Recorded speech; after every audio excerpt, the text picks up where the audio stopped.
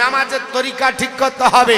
যদি না করেন তাহলে কবরে রিহাই নাই, হাসরে রিহাই নাই, সব বেকার হয়ে যাবে। অনেক ব্যক্তি বলে হুজুর নামাজ না পড়ি ঈমান চাঙ্গা, বলে না, বলে না, নামাজ না পড়লেও ঈমান চাঙ্গা।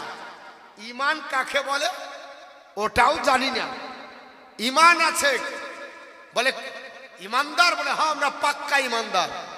আল্লাহ সূরা বাইয়িনাতে বলেন ইন্নাল্লাযিনা আমানু ওয়া আমিলুস সালিহাতি উলাইকা হুম খায়রুল বারিয়া, নিশ্চয় সৃষ্টির সেরা তারা যারা ঈমান আনার পরে আমালে সলিহা করেছে। এক নাম্বার হলো ঈমান, দুই নাম্বার হলো আমল। ঈমান আনার পরে আমালে সলিহা করলো, তারা হলো সৃষ্টির সেরা। জোরে বলুন সুবহানাল্লাহ। আর আমরা মনে মনে করি যে আমরাই সৃষ্টির সেরা, নামাজ না পড়তে পারি আমরা সৃষ্টির সেরা মনে করি না বাপ, এটা বেকার, এ কোনো মূল্য নাই। একটা একটা করে দলিল দিব, আল্লাহকে ডাকতে হবে বাপ। কি করতে হবে? ডাকতে হবে। বলে মুসলমানের দিকে আল্লাহ নাই। অনেক ব্যক্তি বলছে যে আল্লাহ দেখতে পাই না, কাফের মুশরিকেরা মুসলমানদেরকে অত্যাচার করছে। এটা কেন আল্লাহ পাক আপনার বলা হয়েছে তাদেরকে আপনার ধ্বংস করে দিচ্ছে না? বলি না, বলি না। আরে বাপ, আপনি জুম্মার দিনে শুধু নামাজ পড়লেন যে মুসলমান হয়ে গেলেন? মসজিদের উন্নতির আগে মুসল্লির উন্নতি হতে হবে। কার উন্নতি হতে হবে? মুসল্লির। কেন? মুসল্লির যদি উন্নতি না হয় তাহলে মসজিদের উন্নতি হয়ে কোনো লাভ হবে না। Don't mind about my lecture, আমার কথায় রাগ করবেন না। আগে ঘটাতে হবে উন্নতি মুসল্লি, আর মুসল্লির যখন উন্নতি হবে তখন মসজিদের উন্নতি আফসাফ হয়ে যাবে। কারণ আমরা ঘর বানাবো কিসের জন্য? থাকার জন্য। তো যদি বাড়ির পরিবারে কোনো সদস্যই না থাকে তাহলে ওই বাড়ির কোনো মূল্য নাই। আছে বাপ? এটা ওহা দেবেন। বাড়ি যদি আমি করি আর বাড়ির সদস্য মেম্বার নাই তাহলে ও বাড়ির কোনো মূল্য নাই। বাড়ি তখনই প্রয়োজন যখন বাড়ির মেম্বার সংখ্যা থাকবে। বাড়ির মেম্বার নাই তার মানে বাড়ির প্রয়োজন নাই। মুসল্লি নাই তার মানে মসজিদের প্রয়োজন নাই। মসজিদ তখনই দরকার যখন মুসল্লি বেশি। আমরা মসজিদ বানাবো। দেখেন পৃথিবী আল্লাহ পাক আপনাকে আমাকে বিছানার উপর আপনার বিছানার মতো দিয়েছে। এই পৃথিবীর যেখানে দাঁড়িয়ে যাবেন নামাজ হয়ে যাবে। জালাত লিয়াল আরদি মসজিদান, আল্লাহ রাব্বুল আলামিনের নবী বলেন গোটা বিশ্বকে, পৃথিবীকে আমার উম্মতের জন্য আল্লাহ মসজিদ বানিয়ে দিয়েছে। ওয়াক্ত হলো দাঁড়িয়ে যান মসজিদে, হিসাবে নামাজ হয়ে যাবে। শুধু জামাতের নেকি পাবেন না। আপনি জামাত যে করবেন এর জন্য আপনাকে নির্দিষ্ট জায়গাতে জামাত ধরতে হবে। তাছাড়া একাকিত্বভাবে যেখানে টাইম হবে নামাজ পড়ে নেবেন। আমি কয়েকটি কথা বলবো, তারপরে আপনাদের বক্তব্যের মূল বিষয়ে যাব। কিন্তু এটাও আমার বক্তব্য। আমি আগে আপনাদের ভিড় বাঁধব, আমি বুঝাবো দু চারটি কথা। তারপরে সব জায়গাতেই দেখছি কোন জায়গায় কবরস্থানের উন্নতি কল্পে জালসা, কোন জায়গায় মসজিদের উন্নতি কল্পে জালসা, কোন জায়গায় মাদ্রাসার উন্নতি কল্পে জালসা। তো মাদ্রাসাটা সামঞ্জস্য থাকে যে যেখানে ওখানে ছাত্র আছে, ওখানে একটা সামঞ্জস্য পাওয়া যাচ্ছে। কিন্তু কবরস্থানের উন্নতি তো কবরে যাওয়ার জন্য প্রিপারেশন লাগবে নাকি?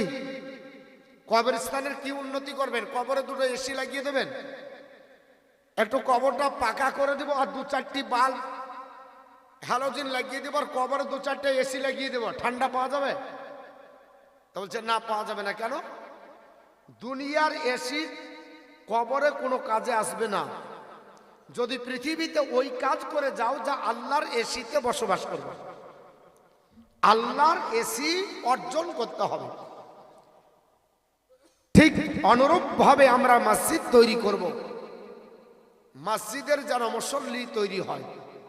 আর মুসল্লি যদি না হয় তো চেহে আর বকে আর বলে কিচ্ছু আসবে না বাপ। মসজিদের মুসল্লি যখন তৈরি হয়ে যাবে এত চিল্লাতে হবে না, আর এত জালসারও দরকার হবে না, যথেষ্ট হয়ে যাবে। আপনারা শুনছেন অনেকক্ষণ, সেই জহুরের পর থেকে জালসা শুরু হয়েছে নাকি বলছেন?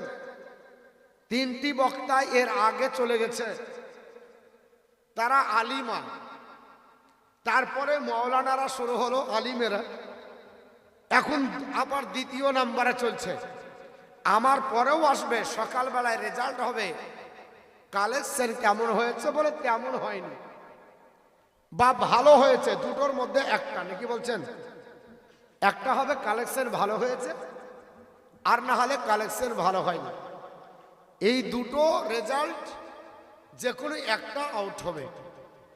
আমার মুসলমান বলার উদ্দেশ্য হলো আল্লাহর কোরআন অটুট বিধান, বেমিসাল গ্রন্থ, সূরাটির নাম সূরা ফুরকান, সূরা নাম্বার 25, পারা নাম্বার 19, আয়াত নাম্বার 64 তেলাওয়াত করেছি। মহান রব্বুল আলামিন বললেন, আমার প্রেমিক প্রেমিকা বান্দাবান্দি তারা যারা রাত্রি কাটাবে কিয়াম আর সাজদায়। এখানে কিয়াম মানে নফল নামাজ পড়া। যিনি ফরজ বুঝেন না, ওয়াজিবের খজর রাখেন না, সুন্নাতের ধার ধারেন না, তিনি নফলের গুরুত্ব বুঝবে। জোরে বলেন, নফলের গুরুত্ব বুঝবে। কিছু হাইব্রিড মৌলবি তো ফতোয়া দিচ্ছে নফল পড়লেও হবে, না পড়লেও হবে।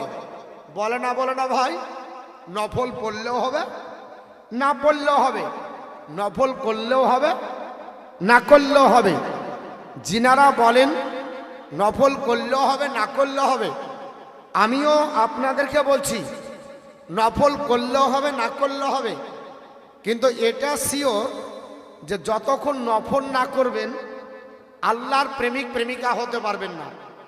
যতক্ষণ নফল ইবাদত না করবেন আল্লাহর নৈকট্য লাভ করতে পারবেন না।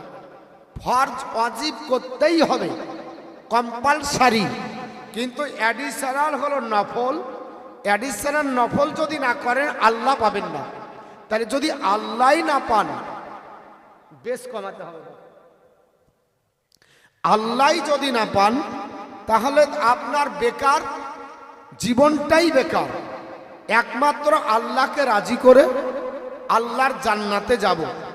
আজ মুসলমান আমরা ইবাদত থেকে অনেক দূরে, আল্লাহ পাকের ইবাদত থেকে আমরা অনেক দূরে। আল্লাহ রাব্বুল আলামিন পবিত্র কোরআনে বলেছেন, মান আরাদা আন যিকরি ফা ইন্না লাহু মাইশাতান দনকা। বান্দাবান্দি যখন আমি আল্লাহর জিকির থেকে মুখ ফিরিয়ে নেবে, যখন আমি আল্লাহর জিকির থেকে সরে যাবে, তখন তাদের সংকুচিত জীবন হবে। আর নাহসুরু ইয়াউমাল কিয়ামাতি আমা, আর কিয়ামতের দিন তাদেরকে অন্ধ করে তোলা হবে। আজ আল্লাহর জিকির থেকে অনেক দূরে।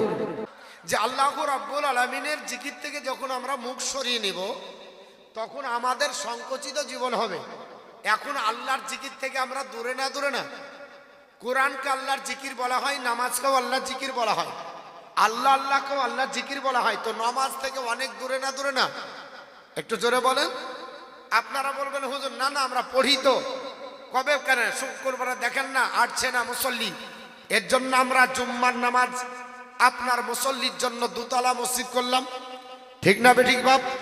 দোতলা মসজিদ করেছি। শুনে রেখে দেন, 8 কি খাটকি 360 কি এই নামাজ দিয়ে কখনো বিবেচনা করা আপনার যাবে না।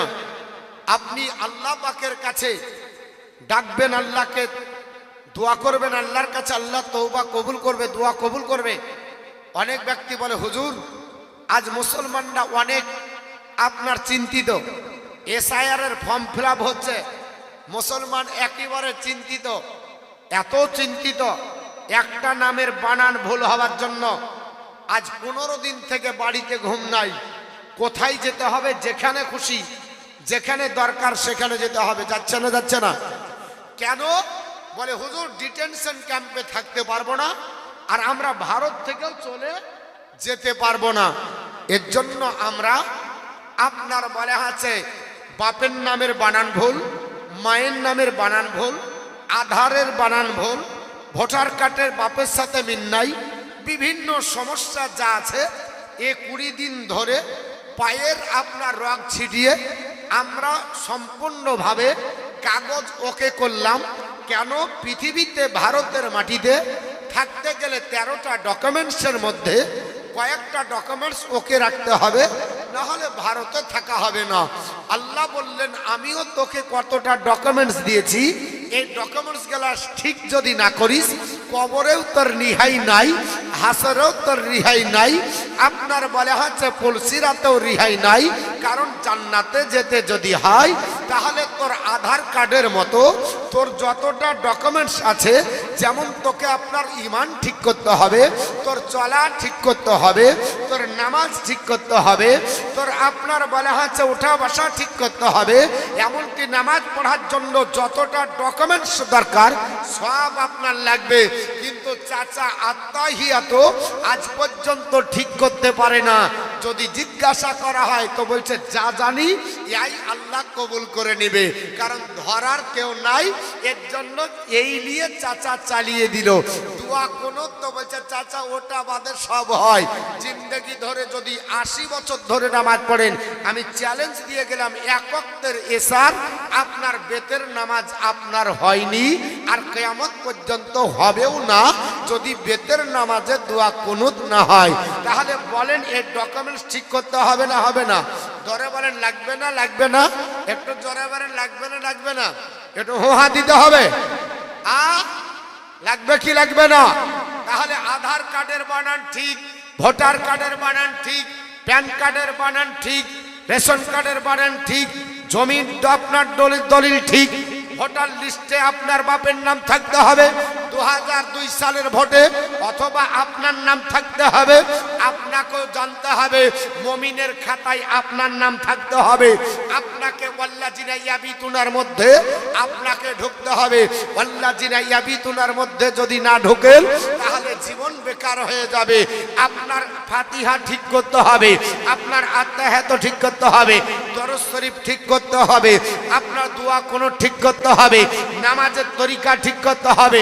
যদি না করেন তাহলে কবরে রিহাই নাই, হাসরে রিহাই নাই, সব বেকার হয়ে যাবে। অনেক ব্যক্তি বলে হুজুর নামাজ না পড়ি ঈমান চাঙ্গা, বলে না বলে না? নামাজ না পড়লেও ঈমান চাঙ্গা। ঈমান কাকে বলে ওটাও জানি না।